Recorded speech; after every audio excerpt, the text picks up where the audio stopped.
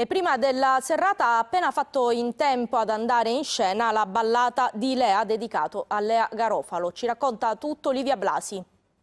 Attendono tutti in fila, con i loro volti dipinti, le loro espressioni immutabili, appesi ad una stampella, in attesa di animarsi, prendere e dare vita. Sono i pupi siciliani, marionette, ma non vere e proprie marionette. A muoverli non sono i fili, ma delle aste di ferro. E ovviamente la loro voce, i loro pensieri, le loro parole sono i pupari. A Catanzaro, prima che il teatro sia tornato a tacere per le misure restrittive anti-Covid, va in scena la ballata di Lea.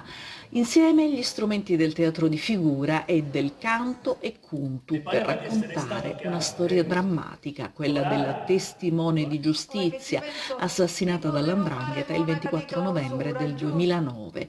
Sono i pupi e le pupe antimafia, queste, dice Angelo Sicilia, e parla di un nuovo ciclo epico senza armature di ferro, ma per battaglie ben più feroci. Ancora una volta lo svecchiamento del repertorio e quindi questa rivoluzione nel raccontare stavolta la storia di una donna vittima delle mafie. Donna calabrese e madre sfortunata, la definizione molto sintetica data di Lea.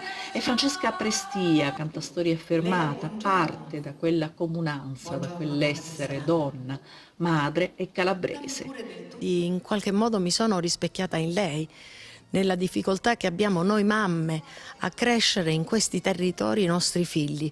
Sappiamo della presenza di questo terribile male, qualcuno lo chiama il cancro della Calabria, e quindi vogliamo difendere i nostri figli, le nostre figlie, e lei ha cercato di fare questo. Ha pagato con la propria vita e noi donne, noi mamme, dobbiamo prendere il testimone e continuare a lottare.